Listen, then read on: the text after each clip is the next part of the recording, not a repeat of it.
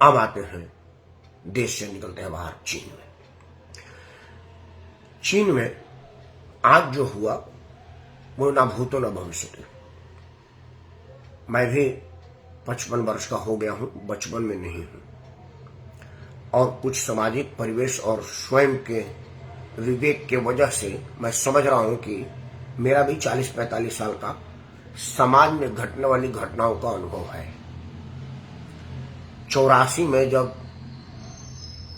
आदरणीय इंदिरा जी का हत्या हुआ था, तब से राजनीतिक खबरों को पढ़ने, देखने, समझने का झुकाव हुआ और वो अब तक अनवरत बना हुआ है।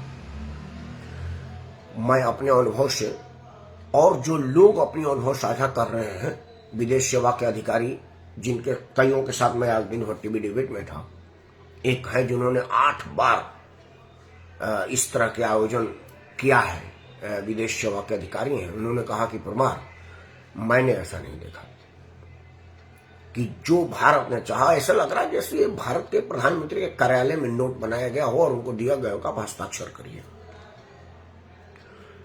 2 बातें बता के आपको इसका महत्व समझा देता हूं।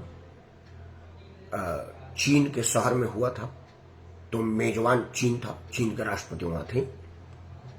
पाकिस्तान का प्रधानमंत्री भी सदस्य देश के नाते आए थे, हालांकि वो कहीं थे नहीं, बट थे जरूर, मंच में कुर्सी मिली हुई थी उनको। और भी बहुत मित्र देश थे, वो सदस्य देश थे, जिसमें बहुत सारे इस्लामिक देश भी थे। उन सबके मौजूदगी में पहलगाम घटना को आतंकी घटना और उसके निंदा प्रस्ताव पास कर देना और साझा घोषणा पत्र में शामिल कर देना भारत के कूटनीतिक विजय है, और देश दुनिया में नरेंद्र मोदी की बढ़ती लोकप्रियता और अपने शर्तों पर बात मनवाने की क्षमता है, और वो दिखा। आप कल्पना करिए कि जब भारत के प्रधानमंत्री सभी सदस्य देशों के प्रधान अध्यक्षों, राष्ट्राध्यक्षों के सामने जब यह कहा कि आतंकवाद सबसे बड़ा दंश है और उससे निपटना चाहिए। अभी एक बहुत दुखद घटना पहलगाम में हुई जिसकी निंदा की जानी चाहिए, और आतंकवादी पाश्चात्य देशों, पोलित देशों और आतंकवाद को प्रश्रय देने वाले देशों को, सहारा और संरक्षण देने वालों को भी उसी नजरिए से देखा जाना चाहिए। हालांकि तब कैमरा चीनी राष्ट्रपति और पाकिस्तानी प्रधानमंत्री की तरफ नहीं था, क्योंकि जब भारत का प्रधानमंत्री बोलता है तो किसी और पर कैमरा जाता ही नहीं, यह दुनिया भी जानती है। मतलब आप लोग भारत में कहते हो कैमरा जीवी है, लेकिन वहां चीन का कैमरामैन था, भारत का नहीं था।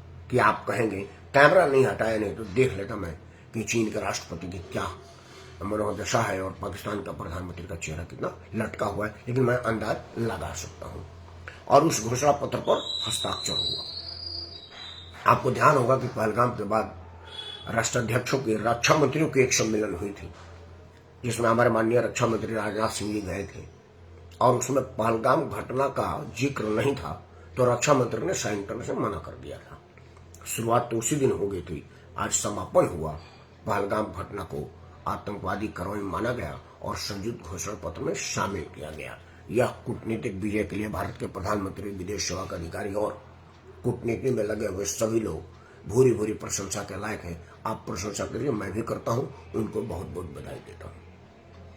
अब दूसरी बात, वह घटना भी भूतो न भविष्य जैसा है, क्योंकि इसके पहले रूस के राष्ट्रपति का किसी प्रधानमंत्री के लिए इतना देर तक इंतजार करना कि आप हमारे गाड़ी में आइए और उस होटल तक लिफ्ट देना, या इसके पहले कभी देखा नहीं गया। अब आगे क्या होगा नहीं कहा जा सकता।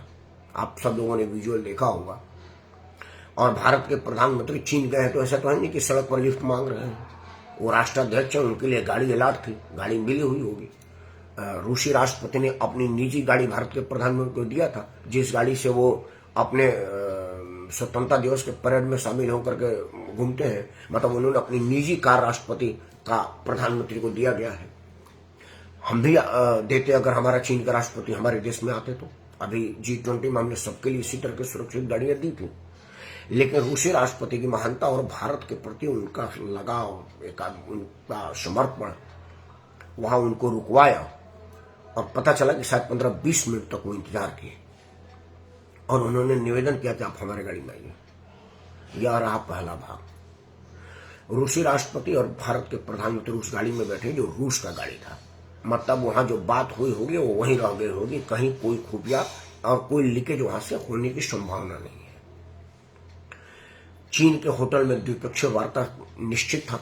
रूस के राष्ट्रपति और भारत के प्रधानमंत्री का वो विजुअल आप लोगों ने देखा होगा। क्या क्या हुआ वो आज महत्वपूर्ण नहीं है, जितनी महत्वपूर्ण वो गाड़ी वाली बात है। 5 मिनट का रास्ता था वहां से होटल तक का, और 45 मिनट तक गाड़ी के अंदर 2 राष्ट्राध्यक्षों ने बात किया। तो जाहिर सी बात है वहां पर अक्षय कुमार तो था नहीं कि पूछा होगा आम कैसे खाते हैं, और वो पूछे होंगे कि आप पास्ता कैसे खाते होंगे। आम और पास्ते पर तो चर्चा 45 मिनट तक नहीं हुई होगी। जाहिर सी बात है कि 45 मिनट पर 2 देशों की बेहतरी की बात हुई होगी, क्योंकि रूस के राष्ट्रपति भी रूसी बेहतरी के अलावा और कुछ नहीं सोचते, और भारत के प्रधानमंत्री भी भारत प्रथम के अलावा और कुछ सोचे ही नहीं करते। तो दोनों देशों की जरूरतों पर चर्चा हुई होगी। अमेरिका का अतिरिक्त दबाव का प्रयास पर कैसे निपटा जाए, इस पर चर्चा हुआ होगा, और दोनों देशों की बेहतरी किसमें है, इस पर चर्चा हुआ होगा। और मैं समझता हूं कि ये जो 45-50 साल से जो बात नहीं हुई होगी, वो 2 लोगों के बीच 1-to-1 वार्ता में जो निखर करके और निकल करके आता है वो कहीं नहीं होता है। क्योंकि जब आपके साथ विदेश मंत्रालय के अधिकारी होते हैं, एनएससी के लोग होते हैं, मतलब पूरा अधिकारी वर्ग होता है, तो वो आपको एक ट्रैक पर डाल देते हैं। जिस तरह से रेलवे ट्रैक पर ही चलता है, वो चाह के भी इधर उधर नहीं आ सकता। बस उसको स्टेशन पर रुकने और स्पीड बढ़ाने घटाने की इजाजत होती है, कहीं भी मोड़ जाने की इजाजत नहीं होती। तो ये जो अधिकारी वर्ग होते हैं अपने राष्ट्राध्यक्षों को रेलवे ट्रैक जैसे डाल देते हैं, वो लाइन पे ही चलेंगे, लाइन के इधर उधर हो ही नहीं सकते।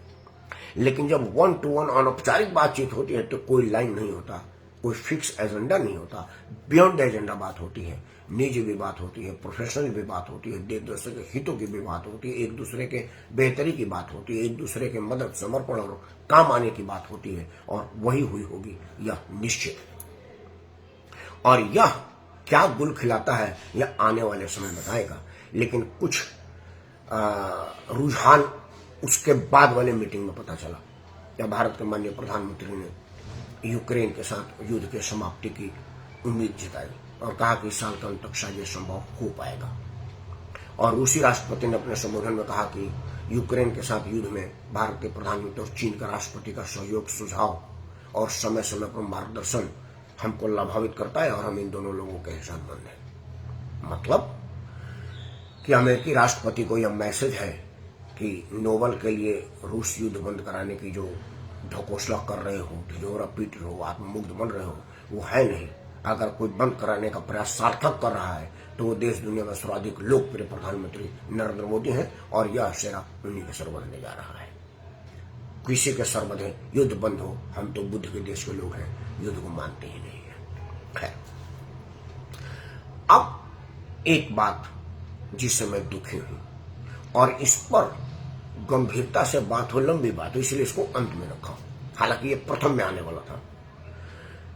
मुद्दा है अमेरिकी राष्ट्रपति के सलाहकार